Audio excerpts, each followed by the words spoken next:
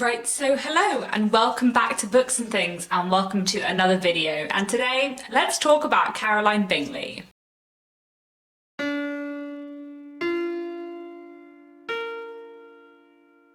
So, this time last year in Jane Austen July, I made a video all about Mr. Collins, a half an hour long rant about Mr. Collins and how we should view him and whether he is a good man or a bad man or something in between. And that remains one of my most popular videos on YouTube. So I thought I would continue the tradition of dissecting a Jane Austen character every Jane Austen July. And today we're going to talk about Caroline Bingley. Next year we'll talk about someone else, maybe from Pride and Prejudice, maybe from another book, we'll see. If you have any requests of a character you would like to be thoroughly dissected, please do leave those down in the comments. But for now, let's talk about Caroline Bingley. Before we get into talking about Caroline Bingley, this video is going to be absolutely full of spoilers for Pride and Prejudice, so if you haven't read Pride and Prejudice, please do go away and read it because it is very, very amazing.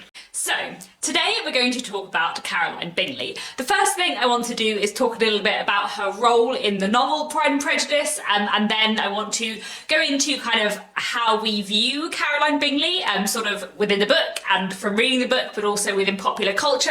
And then I'm going to talk about like Caroline Bingley's motivations and a few things about her character that we might not be usually thinking about, or a few different ways of looking at her, I suppose. So, let's start off with talking about Caroline Bingley's role in the book. Caroline Bingley is one of those characters who I think we think of as being a bigger part of Pride and Prejudice than she is. She's only really properly in the first kind of third of the book, while Bingley and his sisters are staying at Netherfield, and then she also turns up a little bit later in Derbyshire when she is at Pemberley, but she isn't actually in as many scenes as I think she is in my head. Like, I think she's a very strong character and we have a very good sense of her, considering actually for the majority of the book she is not present, but she does kind of have a big impact on the book in some ways as well. So I think there are a few kind of particular roles she has in the book and kind of purposes that she plays in Pride and Prejudice. The first role she has in the book is simply a kind of plot role. The fact that Charles Bingley has two sisters means it is easier for Jane Bennet to kind of become intimate with the family at Netherfield. She would not go and visit them for dinner or stay in the way that she does when she's ill if Charles Bingley didn't have sisters living in the house as well. So Miss Bingley and her friendship with Jane Bennet has a kind of important plot role in bringing Jane and Bingley together. Caroline Bingley also has a bit of a plot role in separating Jane and Bingley when they are separated, although we know that that is at least as much, if not more, down to Darcy. And Caroline Bingley also has a plot role in being our eyes into Darcy's feelings in the first third of the book, because usually when we are learning about Mr. Darcy's kind of attraction to Elizabeth, it's often through Darcy and Caroline's conversations about Elizabeth and her teasing of him. So that's kind of important to the plot as well. Another role that I think Caroline Bingley has in Pride and Prejudice, which is really interesting, is to be kind of like the voice of social snobbery. Caroline Bingley is a snob, we know this, and I'll go into some more details later about why Caroline Bingley is a snob, but she very much looks down on the Bennet family. She thinks that they are vulgar and, you know, don't have propriety, lack fashion and culture, and are uncivilized, basically. And she scorns their, you know, low connections. This is the kind of person that Caroline is, and I think in many ways Caroline is there to be sort of the voice of social snobbery. Jane Austen uses Caroline Bingley in the first third of the book to demonstrate the ways in which the Bennets' behaviour isn't always right, especially the younger girls and the parents, but Austen uses Caroline Bingley to be that voice of society, censuring the Bennets' behaviour and explaining that they're really not behaving in quite the right way. I also think that Caroline is there to be a sort of foil to Lizzie. We have some fun interactions between them and we know that they are very different people, and Caroline Bingley's kind of judgment on people, I think, is quite interesting to view in comparison to Elizabeth Bennet. Obviously, we know from the title of the book that Elizabeth Bennet is a character who is quite prejudiced against various other people, especially she kind of makes a hasty judgment of Mr. Darcy, and also she is annoyed that Mr. Darcy wounds her pride. I think there's various ways of reading the title of Pride and Prejudice, with both Elizabeth and Mr. Darcy either being more proud or more prejudiced, or both a bit of both. But Caroline Bingley is another character that is also rather proud and rather prejudiced, and in fact many characters in this book are. I think it's interesting sometimes to look at that title as not being about Elizabeth and Darcy so much as about everyone. But I like the way that Caroline Bingley is a foil for Elizabeth. She is someone who has a lot of pride and prejudice, but who doesn't really let anyone change her opinions in the way that Elizabeth does. And also, while Elizabeth kind of judges people and laughs at them, I feel like Caroline Bingley judges people and hates them. Like, I feel like they have quite different reactions to the way that they form judgments of people, and they're quite interesting as foils to each other. I also think that Caroline Bingley is there to be a foil to Mr. Darcy. Obviously, I've already mentioned that their kind of conversations together reveal a lot about Mr. Darcy's feelings towards Elizabeth, but I also think that Caroline Bingley is the person that Elizabeth thinks Mr. Darcy is, that he actually isn't, if you see what I mean. You know, the person that Elizabeth believes Mr. Darcy to be, this kind of proud, haughty person looking down on everyone, Mr. Darcy sort of is a little bit and kind of improves, but also I feel like Caroline is more that person.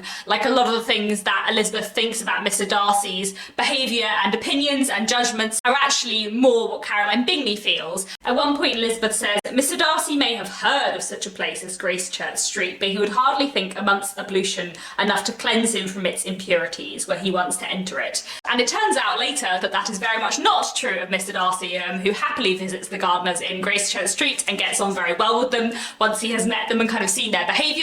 But Caroline Bingley, very much that description does apply to Caroline Bingley. So I think she's a very interesting foil for Mr. Darcy as being the person that Elizabeth thinks Mr. Darcy is, who he actually kind of isn't. Mr. Darcy is sort of proud and judgmental on the surface, but underneath is kind and generous. And Caroline Bingley is proud and judgmental on the surface and under it too.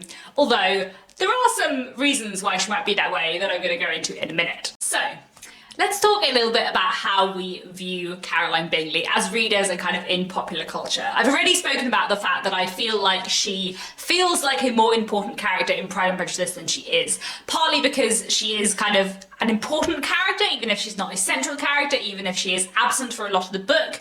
She has a big kind of influence on the book, and her judgments feel standing. Also because she is an important character, like, from the beginning, I suppose. We see her quite early on, and I feel like the kind of first third of the book, when Mr. Bingley is at Netherfield, feels like a very large part of Pride and Prejudice. Often when I read like modern retellings of Jane Austen, that first third of the book ends up taking up half of the book, and like various other things are pushed later so that we kind of get to see more of the Bingleys, which I think is quite interesting. One example I can think of this especially is Unmarriageable by Sonia Kamal, which is a modern retelling of Pride and Prejudice, and the halfway point of the book is not the equivalent of Mr. Darcy proposing to the equivalent of Elizabeth, but the equivalent of Mr. Bingley leaving the equivalent of Netherfield.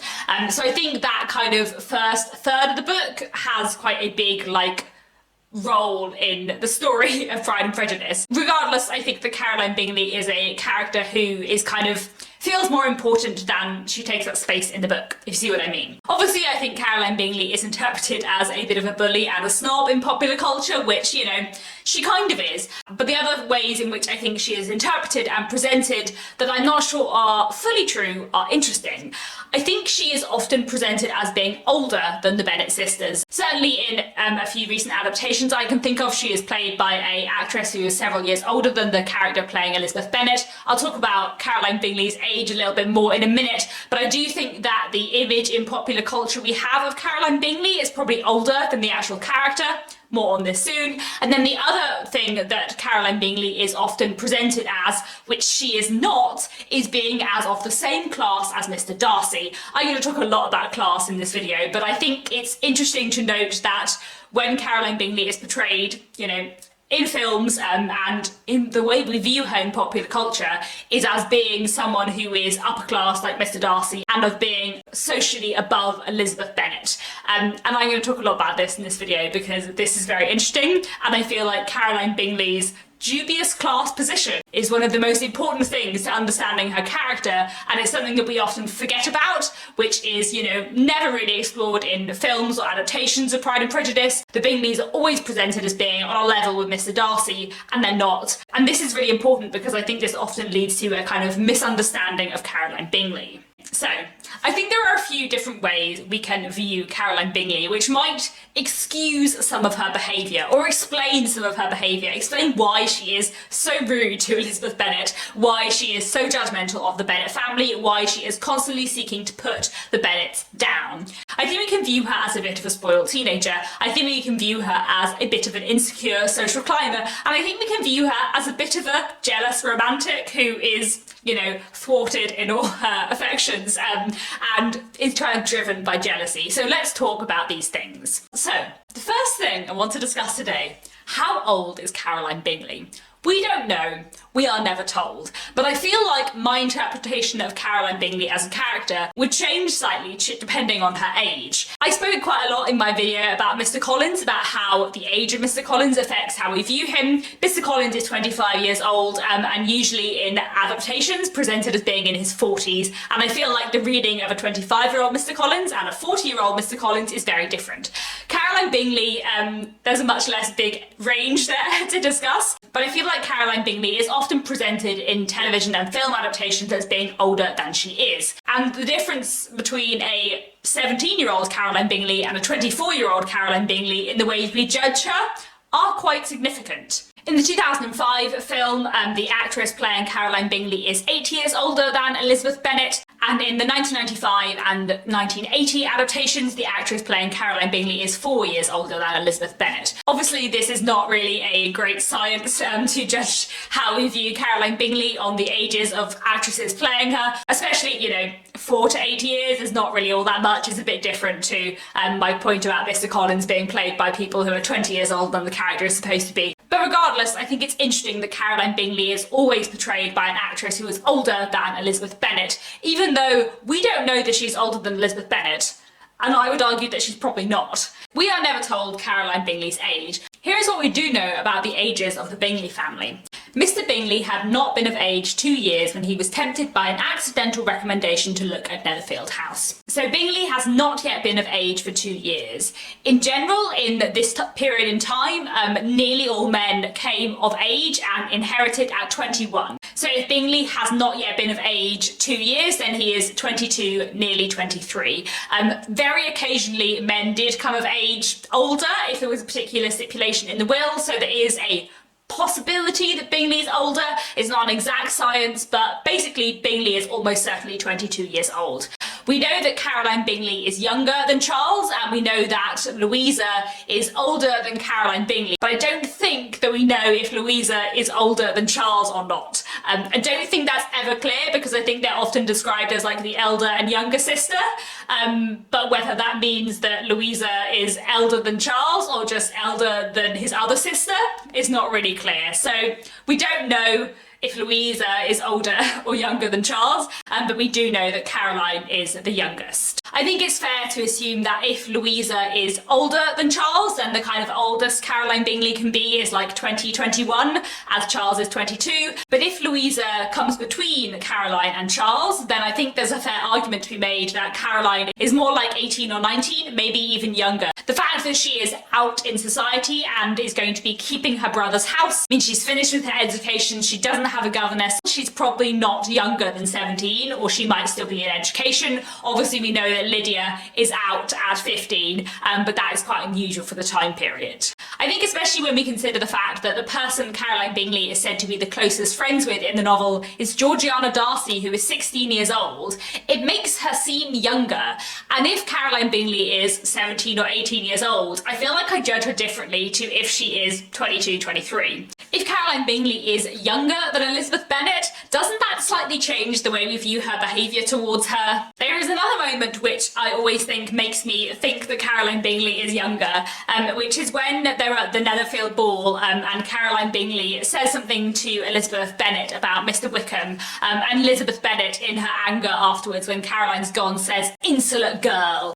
And there's something about the use of the term girl there that makes me think that Elizabeth is older than Caroline Bingley. I don't know that I can be like certain about saying that. There's definitely a point later on in the book where Elizabeth Bennet says to Jane, good girl, and Jane is older than her. So I don't necessarily know that it really means anything. But to me, there's just something about that particular wording there that makes me think that Caroline Bingley is younger than Elizabeth.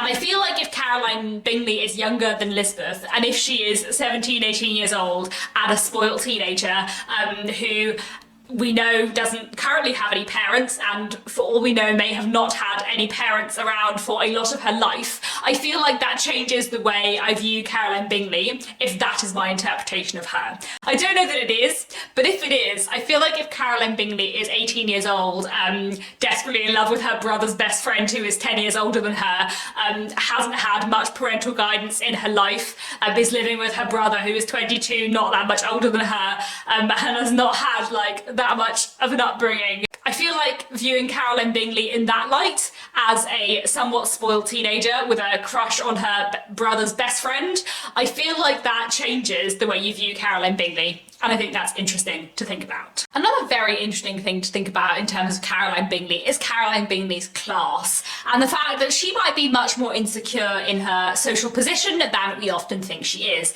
I'm also going to link down below a video recently put up by Dr. Octavia Cox called What Class Are the Bingleys, which is a wonderful video.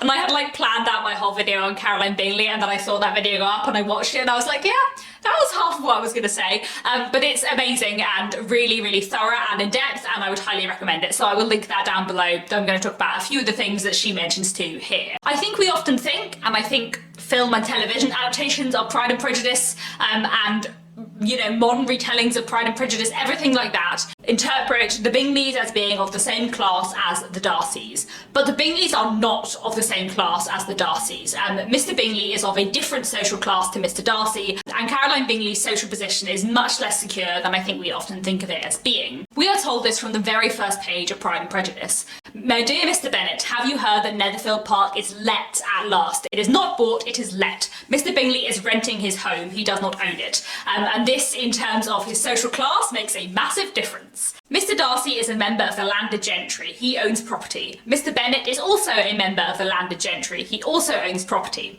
Mr. Bingley is not a member of the landed gentry. He does not own property. And we are told in the novel that his family money has been made by trade. They were of a respectable family in the north of England, a circumstance more deeply impressed on their memories than that their brother's fortune and their own had been acquired by trade.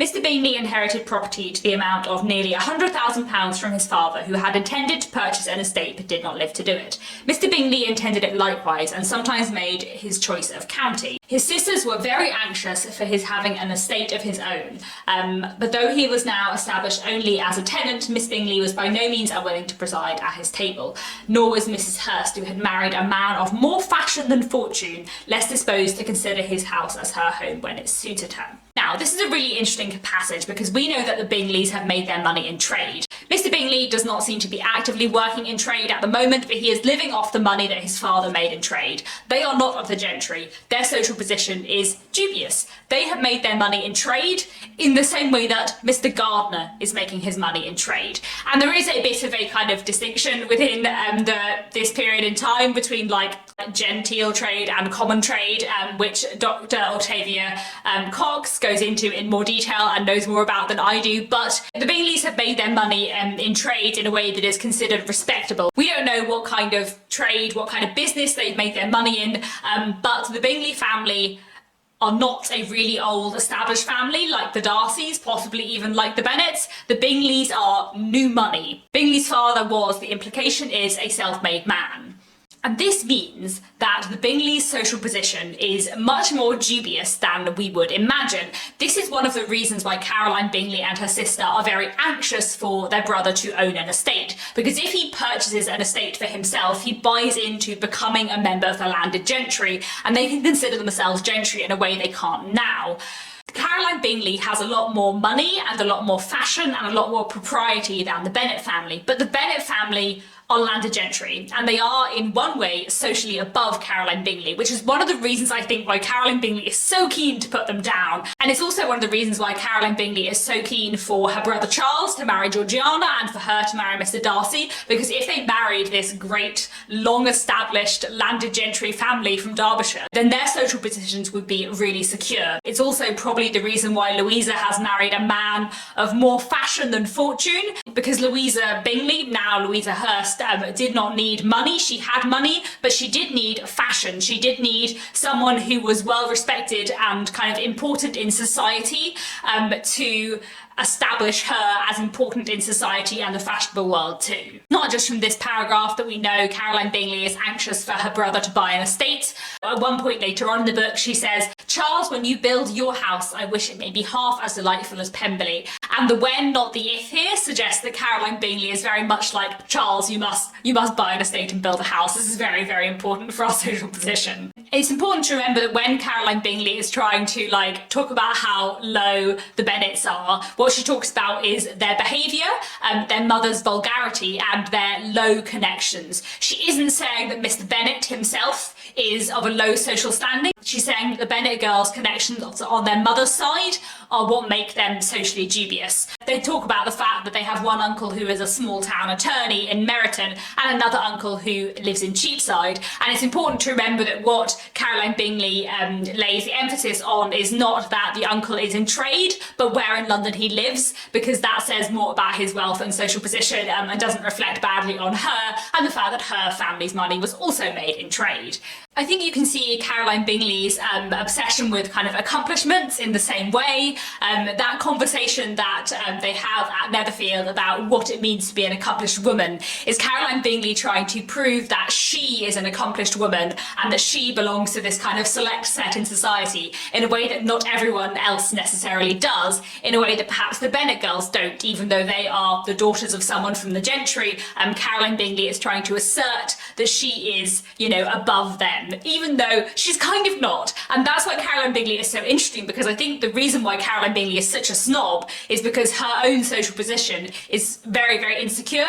She has a financial status, they have a lot of wealth and therefore they can afford to be fashionable too, but they are lacking that class status, they are lacking that long kind of ancestry of people who are from the landed gentry that Mr. Darcy has, that Mr. Bennet has. The Bingleys have fortune and fashion, but they do not have land or hereditary. The Bennets have hereditary and land, but they do not have fashion or fortune. And Miss Bingley is very keen to assert that her fashion and fortune are much more important than the Bennets' land and ancestry. And in fact, the constant emphasis she lays on the Bennets' low connections and their relations on the mother side, I think is it partly to kind of prove that the Bennets' ancestry has sort of been tainted.